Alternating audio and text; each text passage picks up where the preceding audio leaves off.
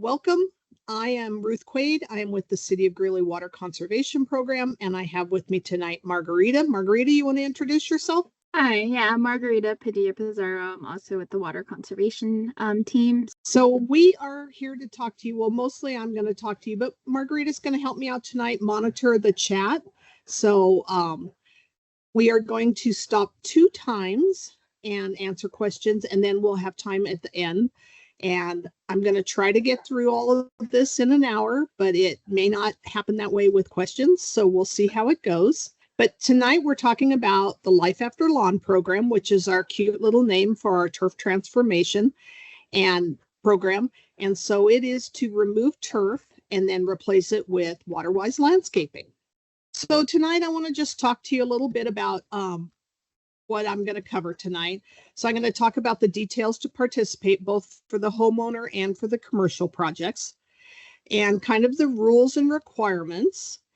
And I'm going to talk a little bit about basic design strategies, although I will point out, and I saw that several of you are also signed up for the design class in a week, where she's going to talk about design techniques with sustainability and maintenance in mind.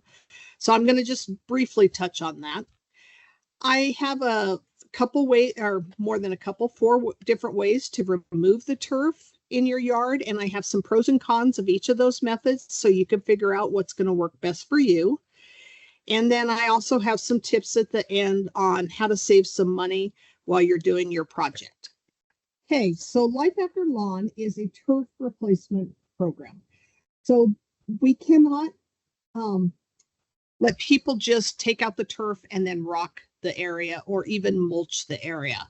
So we want to make sure that you're putting back in some low water plants that are going to save you water, hopefully save you some maintenance, look beautiful, give you some full season color, and just be an attractive curb appeal for your yard.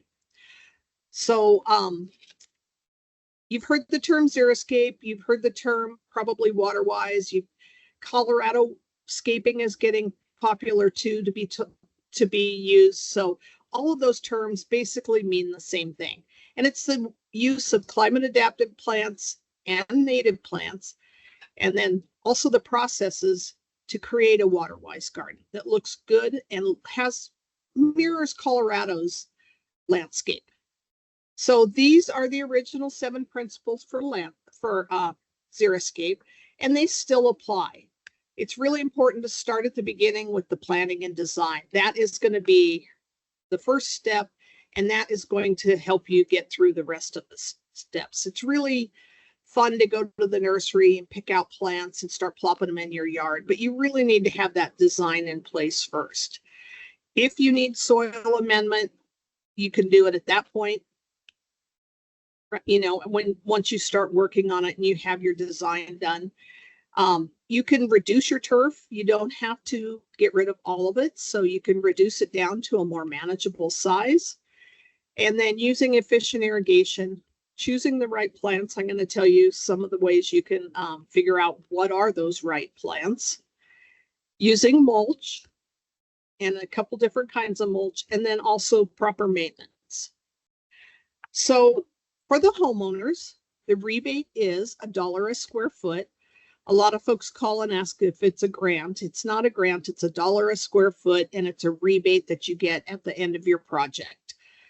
So you'll spend the money up front, you'll submit receipts or invoices, and then we'll cut you a check. We would like to have a minimum of 500 square feet. If you can't quite get to that 500 square feet, we'll work with you. But that's kind of where the savings are going to start, is at 500 square feet. The max amount is $3,000. So you could do more than 3,000 square feet, but that's going to be the max we're going to pay out for the homeowners. And then I already mentioned this, the rebate's going to be received when you've completed your project. And the main thing is we need it to still comply with city landscape codes. We don't want to see people just rocking yards. You will apply through the Life After Lawn webpage, and I have that right down here, greeleygov.com/LAL. And I have that on several slides, so you don't have to worry about copying that down real quick. It's pretty simple though. So homeowners, you can take a little rest. I'm going to talk about what the large properties need to do. So if you're like in an HOA and you want to do something with some of the open space or green space in your HOA, we can do projects like that. I've had several churches and or other places of worship participate in the program. A nonprofit could participate. And then, of course, multifamily properties and commercial. Oh, I have commercial on there. So those are going to be your larger properties. It's still going to be $1 a square foot. We're going to ask for a bigger minimum of at least 5,000 square feet and a maximum of $15,000 is what we'll pay on those. Again, you still have to comply with city landscape codes. And what we'll need you to do is submit your landscape plan through our e-Track-It system, and community development will have to approve it too, because in the beginning when that property was built, it had to go through a landscape review. So they want to make sure that if people are changing out their landscape, it still complies with all those codes. And all of this information is on that webpage. So getting started, the first step is attending the class or watching the video after the fact. Check, you did that. I would say next is start getting an idea of what you want. Maybe you already have that idea, but create your design. That's, like I said, that's the first step, and everything else is going to build on that. We do ask that you register on our WaterSmart customer portal because we want you to have a more awareness of your water use, and that's going to help you with that. So if you haven't registered on that, it's a really great online tool for you. Take some before photos of your existing lawn. We're going to ask you to upload those. And then the application is online on that webpage that I've told you, and I will keep telling you. You'll get an approval from someone on the city staff, and that shouldn't take too long, a week or so, and then you can start your project. There may be some questions that we want you to clarify or something, but we'll be in touch with you and we'll tell you when you can start your project. So I have a couple pictures here. These both happen to fall into the commercial or the large property range. This one, they actually didn't ever complete it, but I put the picture here because this was the before picture of their healthy turf. And then this other picture is a church, and they did some landscaping around the front of their entryway. And so I just like to put pictures out there just for ideas and things. So I'm going to stop real quick and see if there are questions. Margarita, are there questions in the chat yet? There was one, well, a couple just came in actually. One had said that they asked if we can send out the design registration link after the presentation. So we'll go ahead and get that sent out after to all the participants who came and assisted today. So if you haven't registered, you can register for that webinar. And then the other one is, can we do this to our backyard? Yes. So when we first started, we asked that people do it in their front yards because that helps us with advertising. We would put out a sign and we would promote, in your neighborhood. And then it really took off during COVID when people were out walking and working in their yards, and they would see the sign and they would go talk to their neighbor and say, "Oh, what are you doing?" And so that was kind of our word of mouth advertising. And so we do still want you to do a component of the front yard, but we will let you do the backyard if you've already done your front yard, or if you want to do both of them at the same time.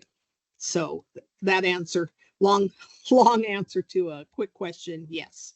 And feel free to put your questions in the chat as you think of them, and then we'll stop again and answer again.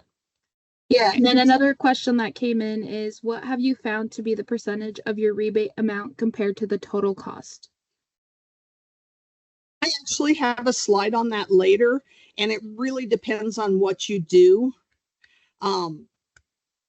If you do more rock, it's going to cost more.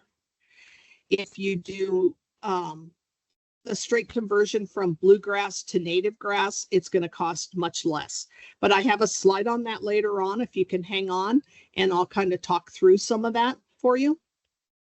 And then the last question that has come in on here is so is it $1 off a square foot, or is it the total cost $1 a square foot?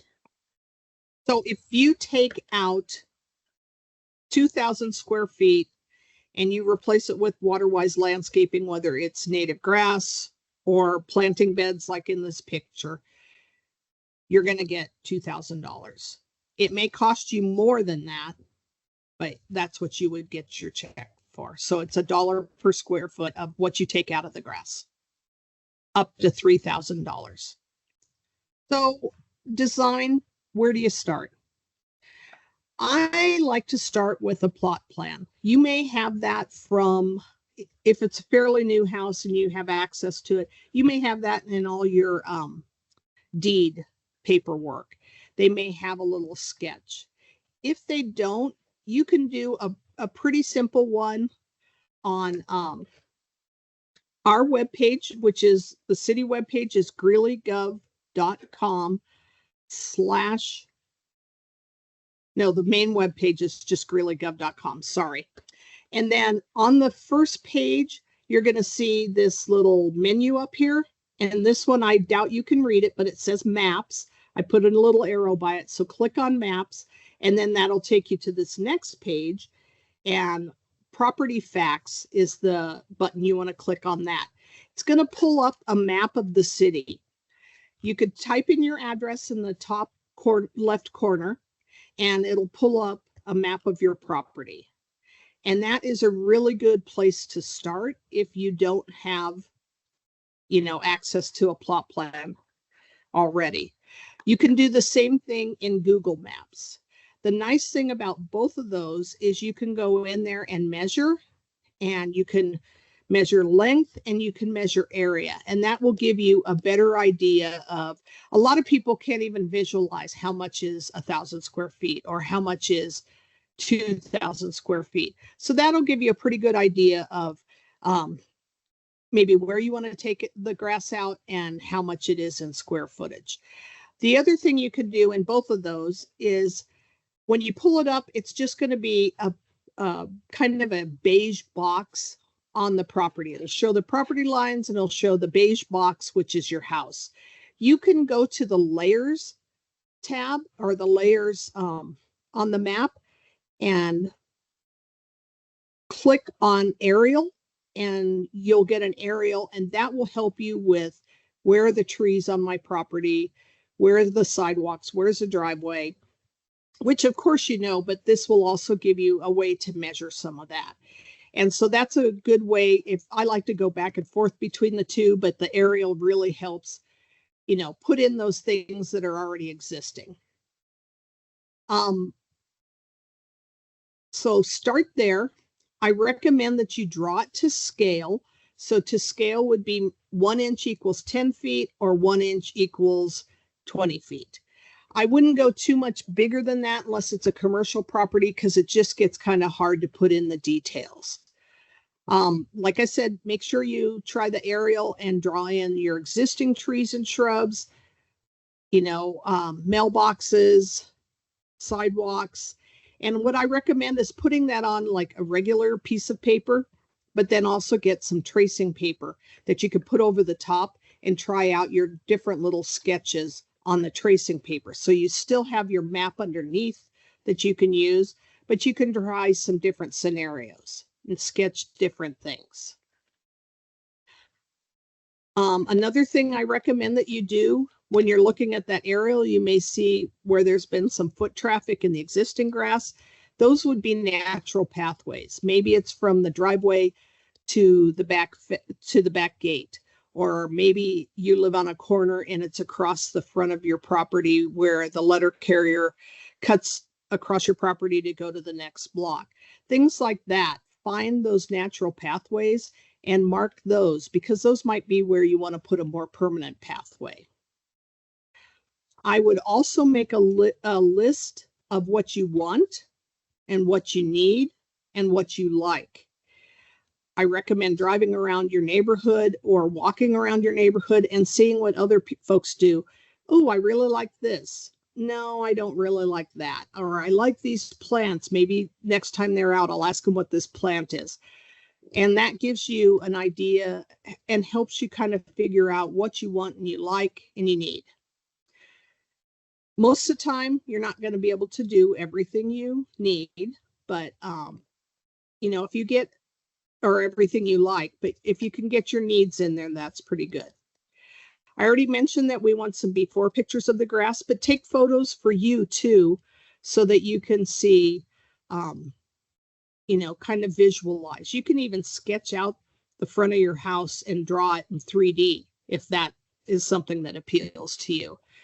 I recommend taking it from out on the street, but then if you have windows inside that you want to keep a good view through, or you might want a screen, you might want to take a picture from the house, inside the house out too.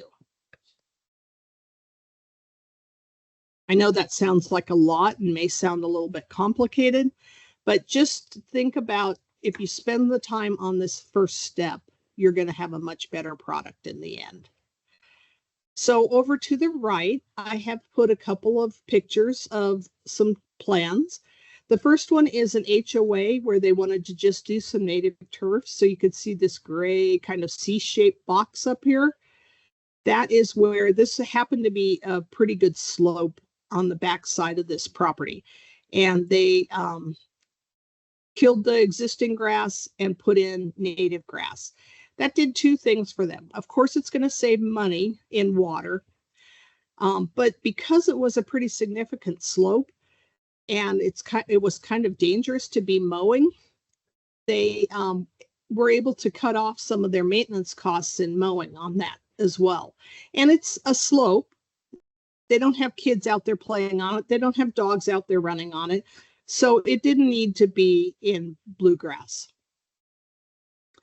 The one below is a plant select plan, and I'm going to give you some of these links, and I'm also have a big list of links I'm going to send out to you after this is over. They have probably 20 designs at least on the webpage that you can look at and maybe adapt to what your space and what you're doing. And you may not want this exact plan, but maybe you like this portion over here on this side of the sidewalk and you want to replicate that in your yard.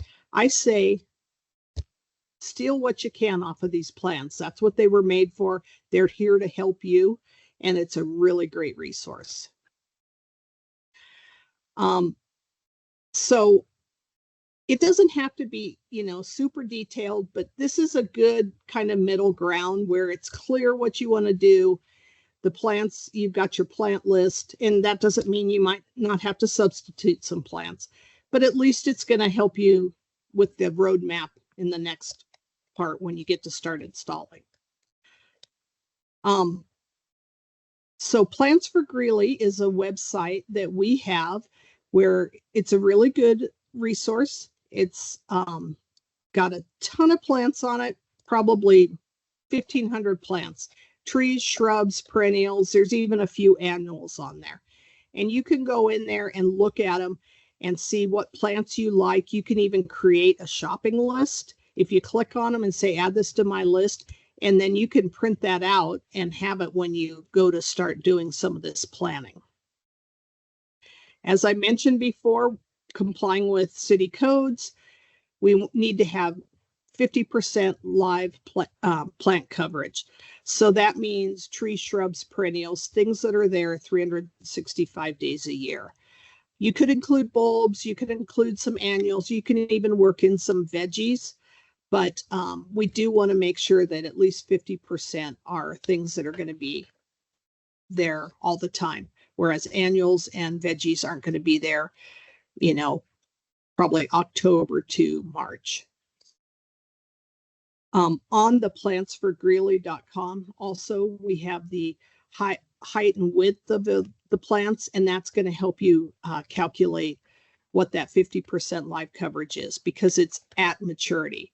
So if it's, you know, a plant that spreads 12 inches, then you're going to have that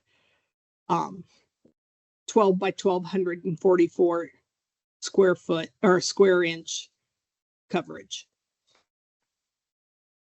I already mentioned paths. Consider putting in paths. We would ask that you just make sure that they remain permeable and aren't grouted or sealed in any way. The other thing I highly recommend, in fact, it's the law, is to call 811 before you put a shovel to the ground. You don't want to be digging up any lines, and you don't want to be, hitting any power or gas or your water line. So make sure you do that. It's a free service. I would say allow them at least a week to come out and mark them, but most of the time they're out within 2 or 3 days. And then on your map, you also want to include a north arrow. And I talked about the scale on the last slide, but here is kind of that 1 inch equals 10 feet, 1 inch equals 20 feet. So pathways, I put a bunch of pictures of what I think are attractive paths that are still permeable, but get you from point A to point B. And this gray is called gravel fines. You may see it called breeze, or there's a kind of a red one that's called cherry chip. So that's a real fine ground rock. And you can do that by itself, or you could set these flagstones in here. So that's a nice way to do a path. You can't see the complete circle, but they did a loop through here. And it was a nice little loop so that you can get a little wagon in there to weed or plant and do some of your maintenance. But it also serves as helping organize your space so that, it looks intentional and looks like you meant to do that. This one over here are some bricks. You could set those all kinds of ways. They kind of run long ways. You could go across the walkway. Herringbone is a nice pattern. That's another great way to do a path that might be even a little more permanent. This is flagstone as well, but it's cut in a square pattern instead of being just irregular like this. And then this one is flagstone, but they've gone ahead and planted some little plants in it, which I think is really attractive. So these are all options you might want to consider. The other thing about paths is it helps draw people into your garden. A couple years ago, I had some homeowners that kind of had a carport in the front, and it was kind of confusing where their front door was. So part of the area where they took out their grass, they created a brand new walkway to lead any visitors to their house right to the door, because otherwise people would walk up the driveway and kind of not know where to go. So that's another thing that paths do for you. Like I said, if you're already making a path in that grass, that might be a good place. It also, if you take out all the grass, it acts as some negative space to accent some of your plantings. When you just go out and plant a bunch of plants and you don't have any kind of organization or beds, it tends to look unruly pretty quick. And this is a good way to help keep it still somewhat of a tidy garden and gives you some of that negative space that really accents the plants that you have put in. Okay, so plant labels are another good place to get information. You could see on this one, it says height, the sun exposure. Not very many of them have how much water they use, but you can get that from our plant database. And that's that plantsforgreeley.com again. This is that Plant Select logo. For those of you who don't know what Plant Select is, it was a group of the Denver Botanic Gardens and CSU Extension folks and some growers that wanted to bring new and interesting plants into the marketplace. For a while, it was like, the 70s, it was the junipers, the aspens, and then the 80s, it was junipers, and people started putting in daylilies and things like that. And they just wanted to get some more variety in the landscapes. So they started either cultivating native plants or going to countries that have a similar climate, the steppe climate, which is what we live in, and seeing what plants might do well here. And so it's been around for over 25 years, and it's a good source to go and look at plants. I will caveat that they are not all low water, but most of them will tell you what kind of water use. And that website is plantselect.org. But again, don't worry about it. I'm going to send you all of these links. So read the tags. You get a lot of information on there. You can see what the mature height and spread is. Another planting tip, I like to plant things in odd numbers, 3s, 5s, 7s, and kind of group them and stagger them so they're zigzags and things like that. Don't line them up in a straight row. Nature doesn't do straight rows, and it looks odd with perennials. It works with annuals and it works with ornamental grasses, but with perennials, it just looks silly. So cluster them, and you get a nice, when they're in bloom, then you get a nice impact when you have mass plantings like that. Consider the color of plants, both the bloom and the foliage, and the texture and the form of the plant. So like an ornamental grass that has long strappy leaves might look really good next to maybe a burgundy perennial, a perennial that has burgundy leaves like the euchera or some of those. So consider all of those things when you are planning. And then also pay attention to the height. If you have a bed that's going to be viewed from two sides, you want your tall plants in the middle and then tapering down to the shorter plants. If it's only going to be viewed from one side, you're going to want to put the taller plants towards the back and taper down. So I mentioned the pre-planned gardens, and there are a bunch of resources. Plant Select, this is just a screenshot of some of the ones there on that web page. A lot of those were done by either the Denver Botanic Gardens or Lauren Springer, who is a well-known designer in Northern Colorado. Northernwater.org also has some landscape designs that they did in response to the Marshall Fire recovery project. So there's our Firewise gardens. And if that is of interest to you, that might be a good website to go and look at those gardens. And they've gone as far as to tell you, what you can plan to be spending for blank square feet as far as their plans. They've done a really good job with those. CONUPS is Colorado Native Plant Society.org. They have some designs on their webpage too. They're in the form of a little booklet. And I would get the ones for the prairies and the plains. They have them for different ecosystems in Colorado, but that would be the one you would pick for this area. Colorado Master Gardeners, that's what this link is, the Extension Service. They don't have plans on there, but they have a lot of great resources, a lot of plant lists, how to care for things, maintenance. They do have a really good design fact sheet that you might be interested in downloading. That's another good resource. Garden in a Box. If you don't know about the Garden in a Box program, we do this with Resource Central. We pay them a program fee, and they put together landscape designs, the plant gardens, the garden kits, which are nice big 4-inch perennials, and then care and maintenance of the plants. And that is on sale now, and the pickup date is in May. So that might be something you could take advantage of. You could even just put in your design, I'm going to put this garden in a box in this spot, this garden in a box in this spot, and your design is going to be basically pretty much done. You are welcome to schedule a meeting with us. We will come on site and look at your property and make suggestions. So take advantage of that. And again, there's that webpage, greeleygov.com/LAL.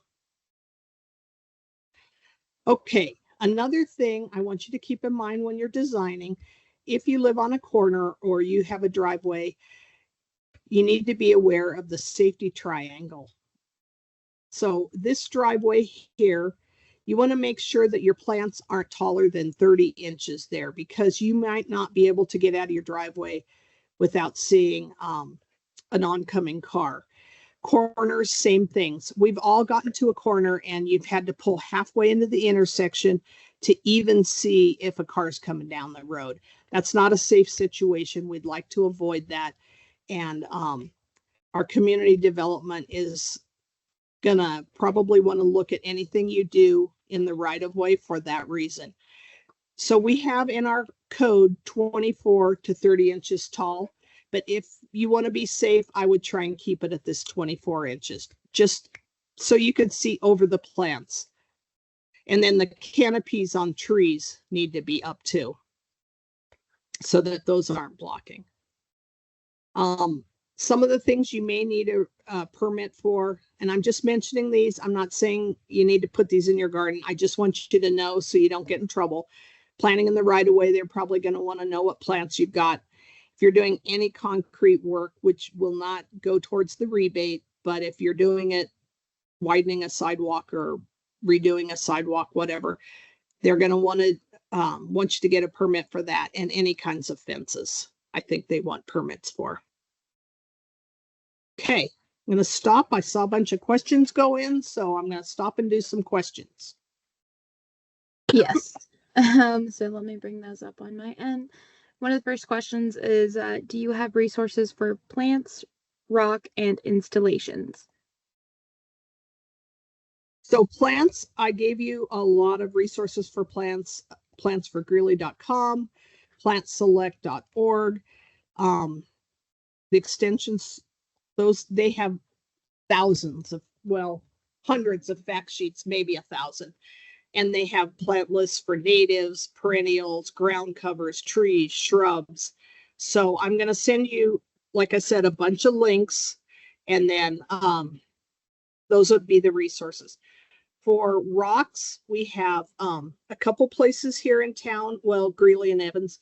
Happy Life has bulk rock in there and mulches in their yard. And then Pioneer out on East 16 also has bulk rock and mulch, flagstone, all of those things.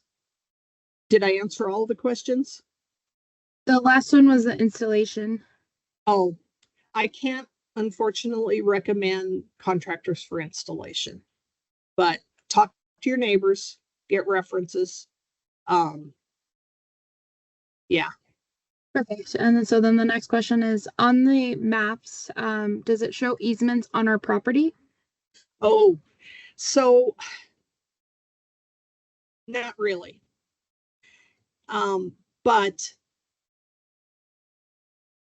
I'm not really even sure how to answer that one. So we may have to get with you on the side. Generally, where your meter is on your property, from there out is right of way, but I wouldn't say that that isn't always rule. Margarita, can you help answer that one any better? I don't think on the website it shows like the exact easements on there, so they are kind of more of like estimates of where the property starts and ends, but it does give you kind of a rough estimate of what your property looks like, so that way you can do your design and be able to kind of figure out where you want to lay out your plants, your rock, and things kind of like that, but it doesn't have those exact easements on there. Yeah. So, but generally your meter pit is about right on the edge of that easement. So. Another comment on the maps page is that they couldn't find the aerial view, but it seems like they were able to answer it themselves. It's under imagery. You just have to go to imagery, and then it kind of does the aerial view of your property. That's right. Imagery, not aerial. Yeah, and so it's then way down at the bottom. Yeah, exactly. The one you use the most is way down at the bottom. Okay. The next question is, what if some of your lawn is damaged? Is there a percentage that is okay to not be lush lawn for this program? I think we can work with you on that. I would say the best thing is to maybe set up an appointment or send us a picture, and we can help with that and give you an answer. But we don't want to deter you from doing this, and we don't want people to go ahead and put the lawn back in, and keep putting. I've had several people that are like, I've tried putting grass back in here and it's just, it won't grow. It won't do well. We don't want to put you in that cycle. So we'd rather work with you and make it work. So if you have enough grass, yeah, we're going to let you do it. And then, are there any online tools for landscape design that you recommend? There are, but I think most of them you have to pay for, which you could get all your stuff together and see if there's a free trial for like maybe 2 weeks and get it done that way and then cancel your free trial. But I would say, yeah, most of them you're probably going to have a subscription fee or something. One way I've seen people do it, and I did it myself for a presentation, is in PowerPoint. You can pull a PowerPoint and put on a background that looks like graph paper and kind of do your, put shapes in for your house and that kind of thing. That might be an easy way to do it for free, but I don't know of one. I wish I did. I'm sorry. No worries. Next question is, what if our backyard is only 600 square feet and we don't want any plants? Can we do artificial turf? Artificial turf will not, we will not rebate artificial turf. And I really hate to see people put artificial turf in because it's kind of expensive. It's hard to get right. It only has about a 10-year lifespan, and then it goes in a landfill. It's unbelievably hot.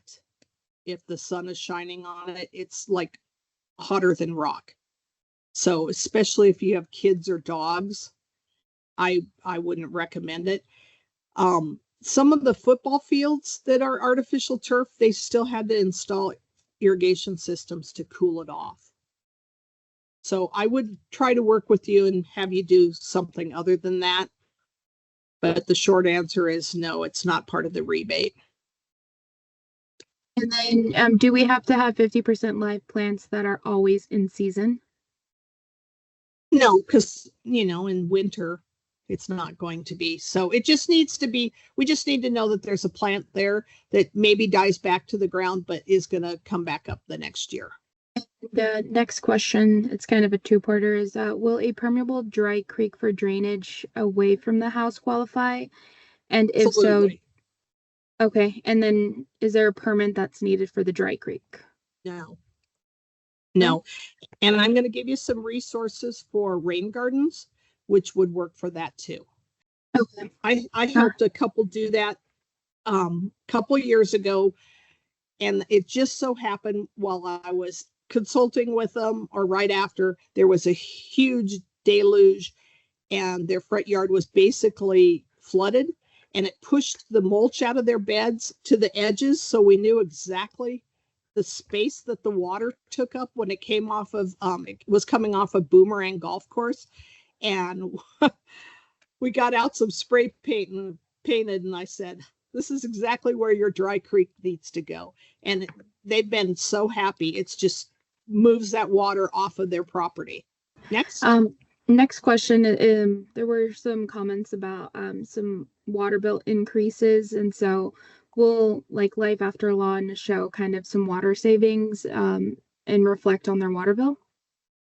It should. I've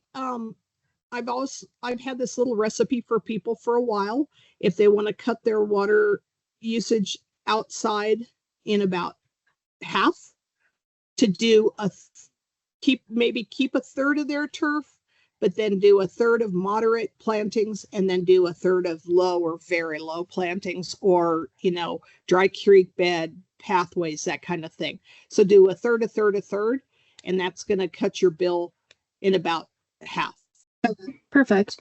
And so the last question that I see right now kind of pop in is, do most folks have to reconfigure their sprinkler system so that the sprinkler heads are in the right position for their new landscape design? That's a great question, because that might help you decide if you want to keep some grass and you want to convert some grass. That might help you decide where you're going to do it. So you might want to turn on your irrigation system and use your hoses or use paint, like I said, and see where it's covering. And then you could maybe do a different area where it's a full zone. That's what I would recommend, is trying to do a full zone. But if you don't want to do that, or say you want to do your whole yard, we do have a couple videos archived on our webpage that show you how to convert that zone to a drip system. So you would basically cap some of the heads and then use one or two of the heads on that zone and retrofit it with drip. So you could still run it from your clock, but it would be drip in that area instead of,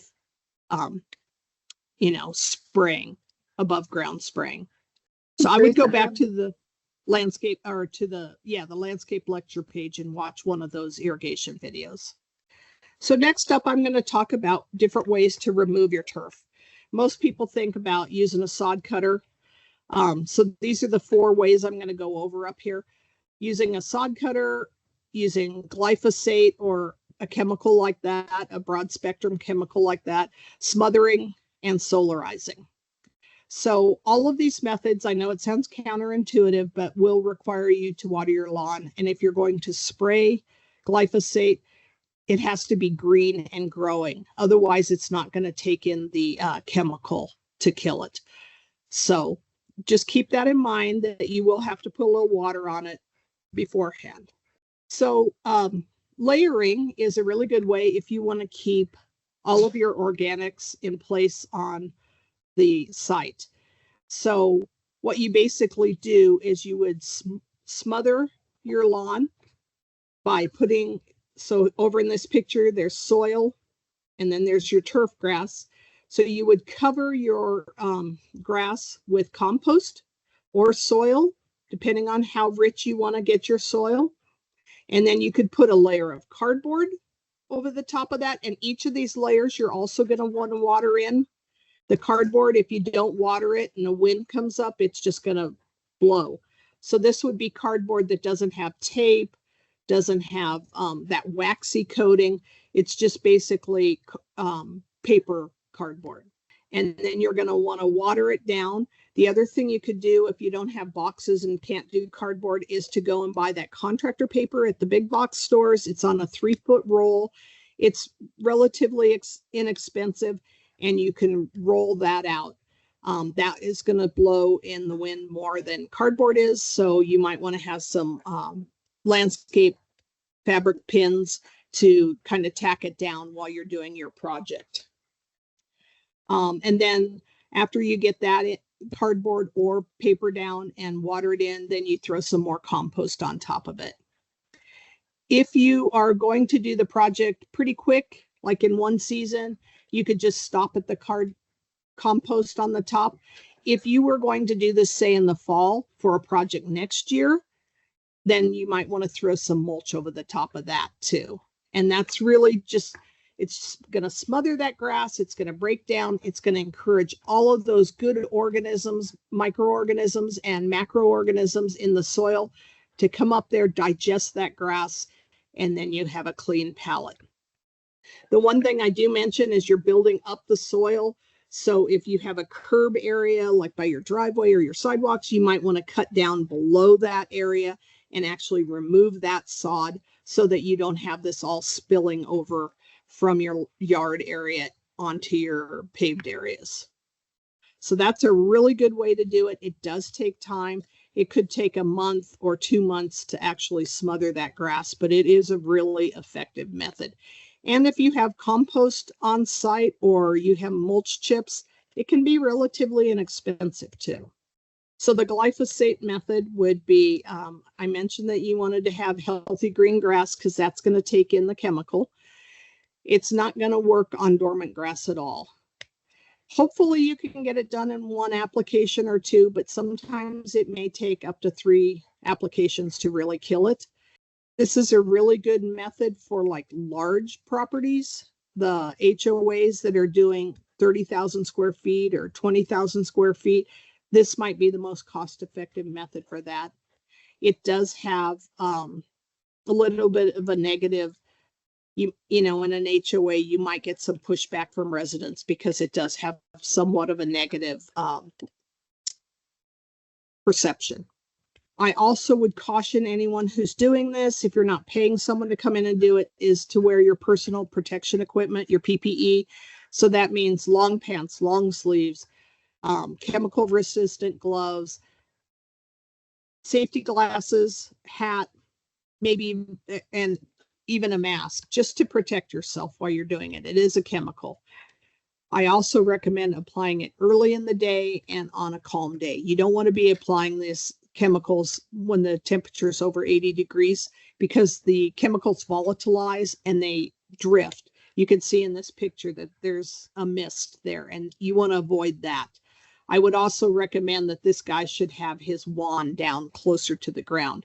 Yeah, it's going to take a little more passes because you're not covering as big of an area, but it'd be much safer for any existing stuff that you don't want to kill.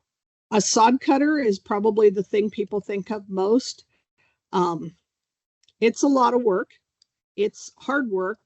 And you do, like I said, water it beforehand. Don't water it like the day before because then the sod's too heavy. But you do want to have it moist enough that it holds together and you can cut those rolls out without it all tearing apart and falling apart. It's very effective. You can get down pretty deep, but if you don't get deep enough, you could leave some of those rhizomes and it could start growing again. So just keep in mind, none of these are foolproof methods, but they're going to do the majority of it. Some of the issues with a sod cutter is if you have a tree that has roots up on the surface, you don't want to get that sod cutter over there by those trees. You don't want to be tearing up those surface roots. Usually you can't get right up to concrete areas. So you might have a little bit there along the edge that you're going to have to hand dig out. You're removing all of your organic material. So I recommend, if people are doing something like this, to repurpose the sod. Use it in another area, build a berm. You could see how this is kind of sloped. You could build a berm out here and keep some of your water that's coming out of your downspouts on site by building a little bit of a berm with the sod. And if you're going to do that method, the person that asked about the dry creek bed, that's a good way to build up the edges of that dry creek bed. So you'd cut out your sod, move it over to that area, flip it upside down so the grass is down and the soil is up. And then that basically smothers that. But that's a good way to keep some of those organics on site and, add some topography to your yard. I had a guy do that last year and he said, I just love doing that method. And that other creek bed I told you about a couple of years ago, we did the same thing there.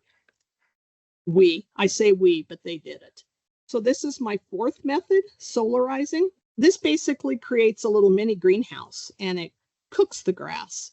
The good thing about this is that it also cooks the weeds. So if you've got weeds within your grass, it helps get rid of them.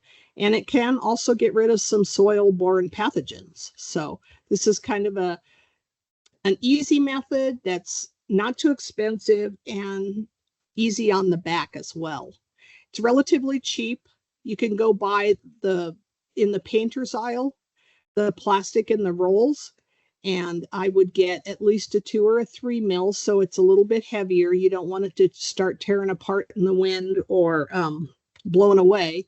And then you water it again, like I said, then you lay this out and kind of seal up your sides. You can see they've done several pieces there, so they've overlapped them and put bricks or rocks or things to weight them down.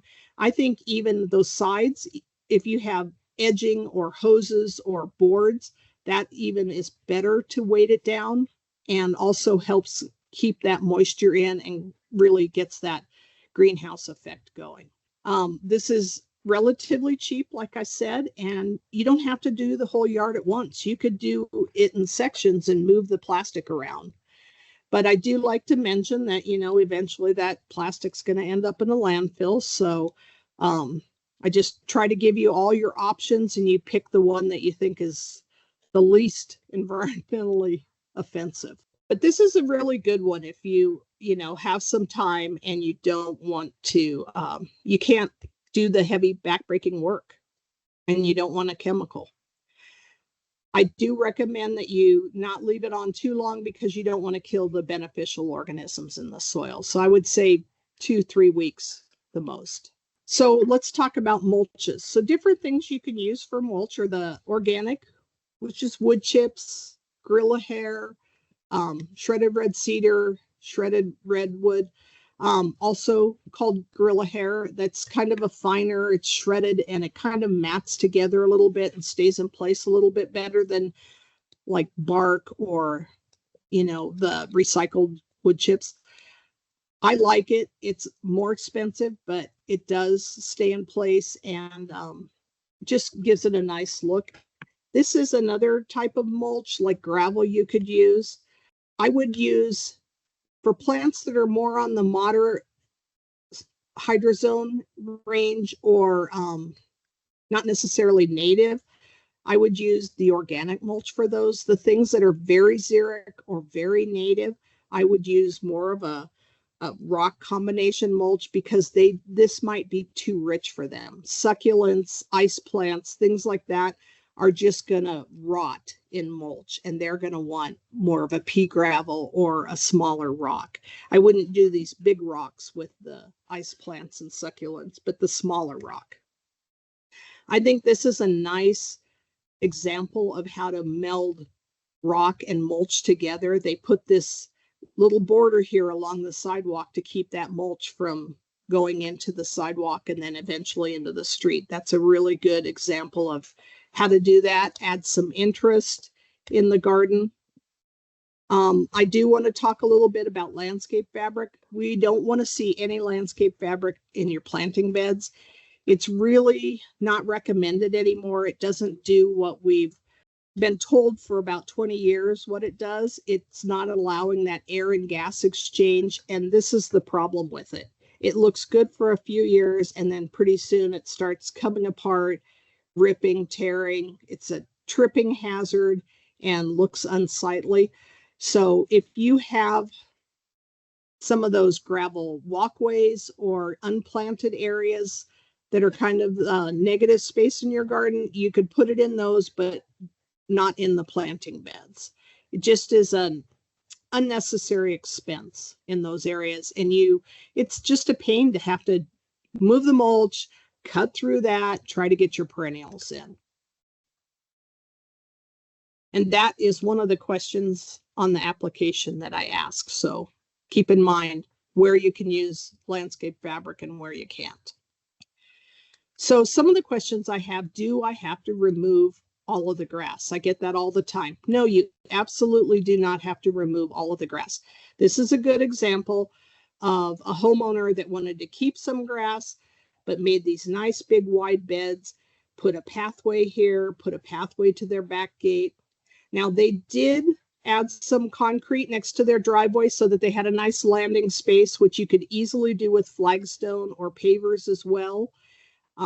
So the concrete part of this project was not rebated, but if you did it with pavers, it would be rebated. And I do recommend that as a use right along the driveway. You know how they put the driveway there, but you get out of your car and you're stepping in plants or you're stepping in the grass or stepping on that sprinkler head that is always getting broken off because you're stepping on it, getting out of the car. That's a great place to put some pavers and give yourself a landing spot when you get out of your car. So they added these nice beds, they put in some more plant material, and then they kept this. And several of my folks who've kept some grass said, now that I have a reasonably sized lawn, it's easier to water, cheaper to water, and it looks so much healthier because I can focus more on that instead of trying to keep the entire yard green. Another method you could do is use some native grasses. Buffalo blue grandma are the two that I would recommend. There are two cold hardy Bermuda grasses that are available on the market in Colorado. Sorry, my dog is sitting here panting. I hope you can't hear her. That are really good, and those would be a good option if you have dogs or kids, because they can take more traffic than, say, the native grasses. But buffalo grass, when it's growing, it can take some decent traffic too. And then here's that answer to the question. We're not rebating artificial turf. So, and I would limit the places where you would put it. So now moving on to maintenance. Think about all the plants you put in and where they're going to go, how big they're going to be when they're fully grown. You don't want to put, for instance, these ornamental grasses are pretty big and they were planted like 2 inches inside this sidewalk. So constantly people have to walk out in the street to get around them. So think about those types of things. Please, please, please don't put trees under power lines. You get this weird V effect here. And don't top your trees and bushes. These are my 3 maintenance no-nos. And I think Darren Davidson, when she does that design one for a sustainable landscape, she's going to give you more of those. Just because you're putting in a low water garden doesn't mean it's a no water garden. You can, I am having a person come do a presentation on after establishment, a garden that's basically going to be able to survive on just what we get in precipitation. But that is not the rule. You have to really plan to do one of those gardens. So keep in mind, all plants are living things. They're going to need water at some point, and they're probably going to need it in the driest of years where they're not getting that natural precip.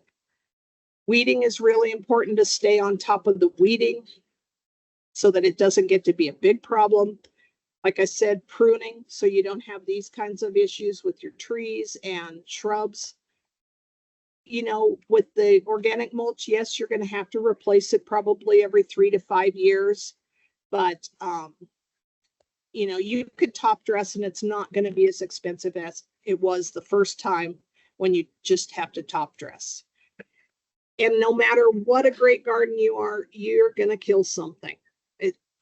It just happens. It's not necessarily your fault. It's not necessarily the nursery's fault, but plants sometimes just don't make it, and be ready for that and prepared for that.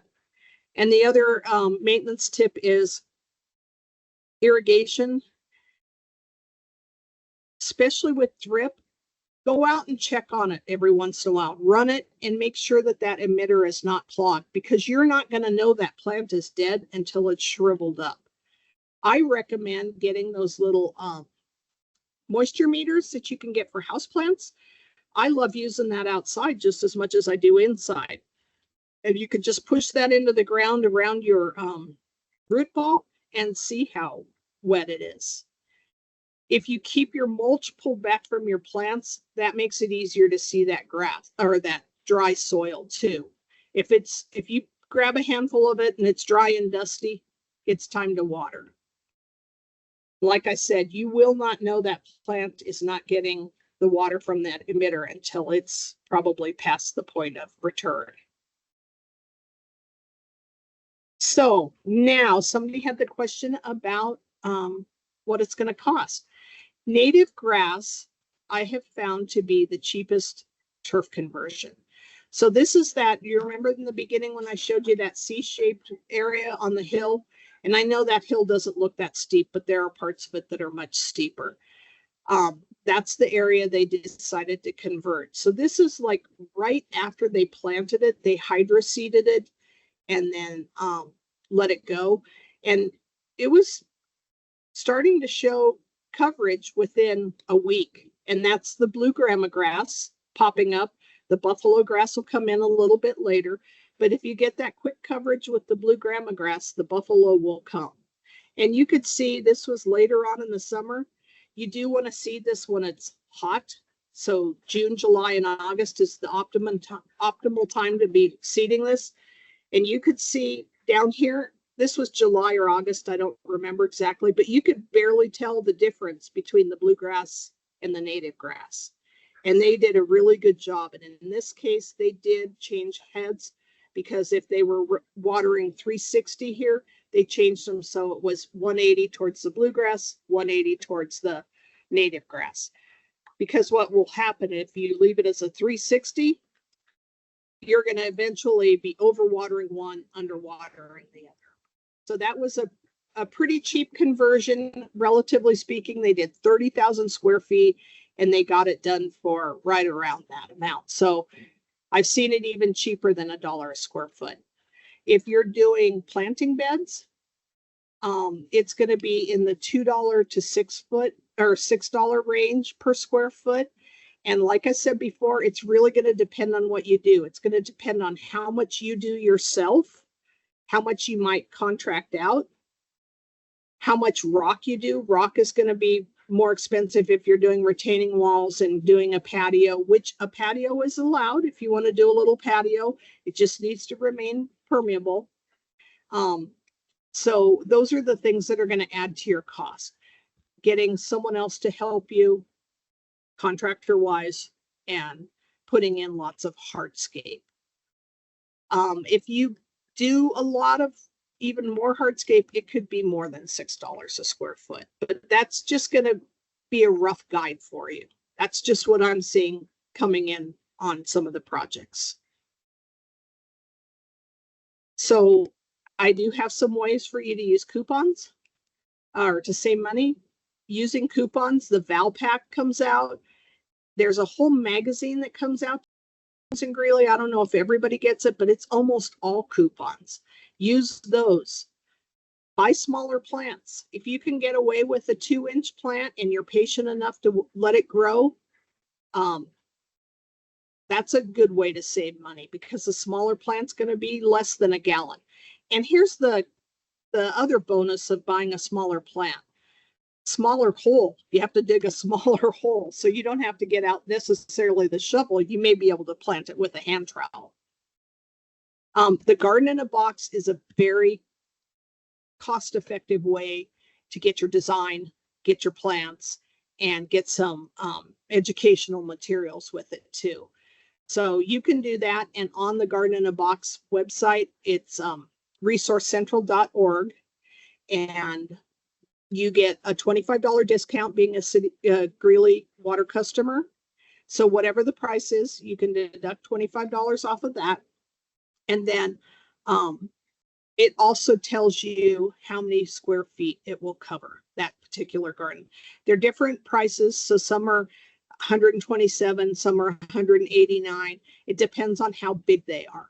But there's pollinator gardens, there's native, there's ones for sun and shade, and then there's ones that are for maybe an adaptable garden. Maybe you have a smaller tree that's going to get bigger, so it's going to be getting sun now, but those plants might be in the shade in a couple of years. So that would be where you might want to do an adaptable garden. One thing I don't have up here is take advantage, if you need trees, take advantage of the City of Greeley's Share the Shade program on our forestry website.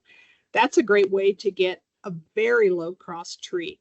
To replace a tree, a 1 to 2 inch caliper tree is going to cost you about $300 or $400, $200 to $400. And our forestry department does that program, and they'll come out and plant it. They'll help you find the site for it. They'll help you pick the tree, and they'll come out and plant it. That's a really good program. And if you volunteer to help plant trees, you may even get them free. So take advantage of that too. Another way to save some money is to swap plants with friends and neighbors. Do either a plant swap when you divide perennials or seed swaps. Garden in the Box I mentioned is on sale now. There is also a fall sale that will go on sale in June, so you could plant in the fall, which is also the time at the nurseries when they're marking stuff down. So that's a good time to plant in the fall. The ground is still warm, but the air is cooler, so you can get plants established with even less water when you plant in the fall. And then it's a little late for this year, but if you're doing this now to do your studying for next year, you could always start your seeds indoors too. So I mentioned the 2 landscape yards we have in town. But that's another way. Instead of buying bagged products, if you need 3 or 4 yards of mulch or rock, buy it at a bulk yard rather than trying to buy it in bags, because it's going to be much cheaper. And then also, I mentioned this already, do some or all of the work yourself. You can hire out the heavy stuff. That's what I would do, because I like the planting part, but I would hire out the removing the sod, or, doing some of that stuff that's a little more hard for me to do.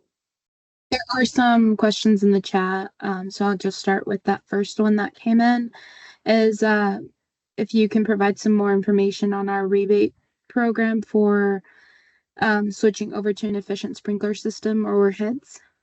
If you are doing irrigation retrofits, I would recommend doing that separate from this program, and that way you can do the rebate, especially if you're going to be up against that $3,000 mark on the Life After Lawn, that cap, and do the irrigation rebate. We do rebate MP rotor heads and drip kits, so you could do that and take advantage of that rebate program for your irrigation stuff, and then do your plants and your landscaping stuff with the Life After Lawn. Or if you're not pushing up against that $3,000 cap, then you could do it all in Life After Lawn too. Did that help answer that? Yeah, and then there's some more information on our rebates as well on our website, so you guys can always go to our website at greeleygov.com and go to water conservation or save water, I think it is, where you can find some more information about our rebates. The next question is, I started to take out the grass last year in my front yard and backyard with chemicals. I still have the sprinkler system in that area. Can I still apply for the program even though I don't have any more grass in there? Yes, if you can get us a picture, maybe even of your dog or your kids playing in the grass, that would work. Sometimes Google Maps, you can get a picture, like a street view picture of that. If you can get us something that shows us, or we can look at your consumption and see that you were watering it, we could probably still work with you on that. And then, are there native grasses that grow well in the shade? The two I keep mentioning, buffalo and blue grama, do like full sun. How deep of shade is it? Very shady. Okay. I think you would probably have to do some of the ones that would do better in the shade, which would be like a fescue or a fine fescue, but you're not going to see much water savings from that. If it's really shady, I would probably mulch under those trees and then do something in another adjacent part of the yard. I know that's not ideal for everyone, but I mean, you could put it in, but you're just not going to have that great of luck. If it was moving shade or they got at least 4 hours of sun a day, maybe. I will say that 2 cold hardy Bermuda grasses, the Tahoma 31 is showing a little more shade tolerance than the dog tough Bermuda grass.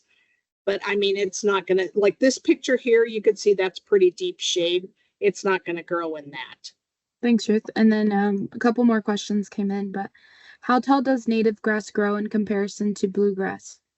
So if you let bluegrass grow, it's going to grow probably 8 to 12 inches. So although we don't recommend over mowing native grass, buffalo is going to stay lower, like 4 to 6 inches, because the heads are much lower.